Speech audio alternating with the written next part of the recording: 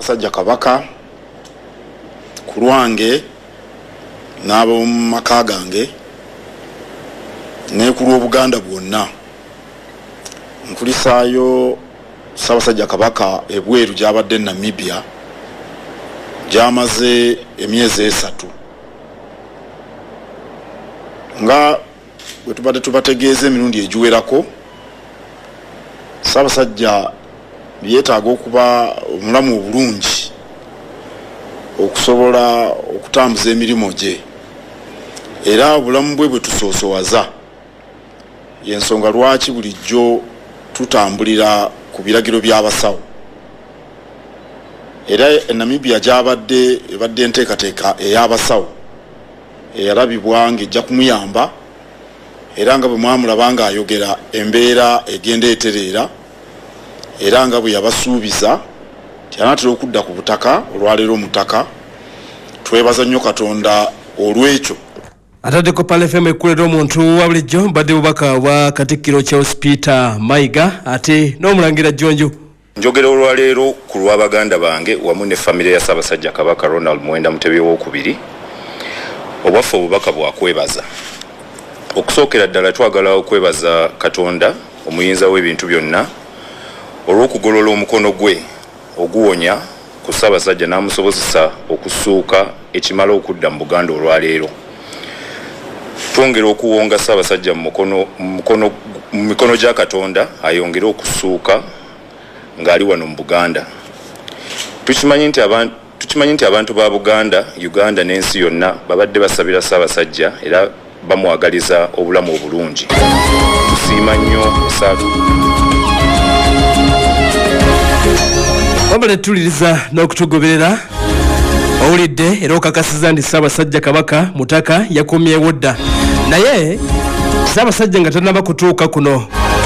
Ministry of Home Affairs, Immigration, Safety and Security y'eggwanga eritibwa Namibia babadde baliko ekiwandiiko kye bafulumizza nga bagenda maaso n'okuleka nti bannyonnyola ensonga lwaki Ssaabasajja Kabaka wa Buganda baaganye okwongerayo visa ye eri munda mu ggwanga eryitibwa erya Namibia. Ministry ino okusinza ku kiwandiiko kye bagenze maaso n'okuleka nti bafulumya bategeeza nti Ssaabasajja Kabaka ayingira Namibia ng'ennaku z'omwezi 14 April omwaka guno gwennyini era nga yali agenze ku private medical visit. Akati ekiwandiiko kino okiyitamu amangu balaga nti okubeerawo kwa Ssaabasajja munda mu ggwanga eryitibwa erya Namibia kwaleetawo controversy ez'amaanyi era ne kirabika nti abamu ku bantu ba Ssaabasajja Kabaka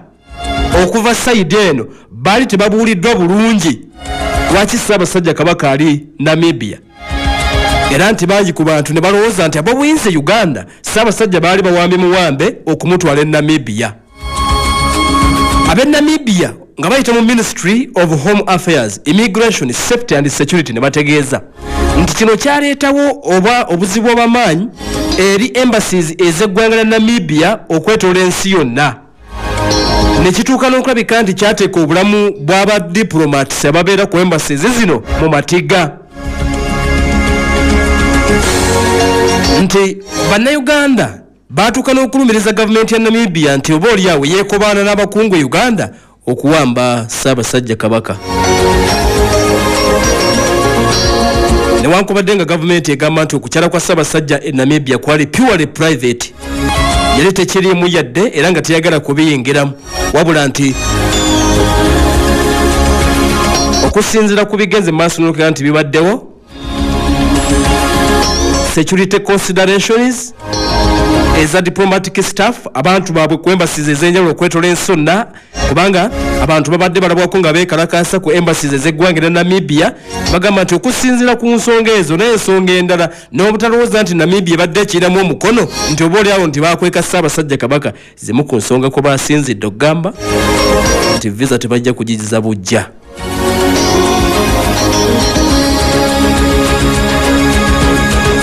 Kati ebintu nibigenda maaso n'okeka nti byatambuddewo ebityo bagamba nti akazita kabadde kabateekeddwako abantu nga balumba embassies z'eggwanga erya Namibia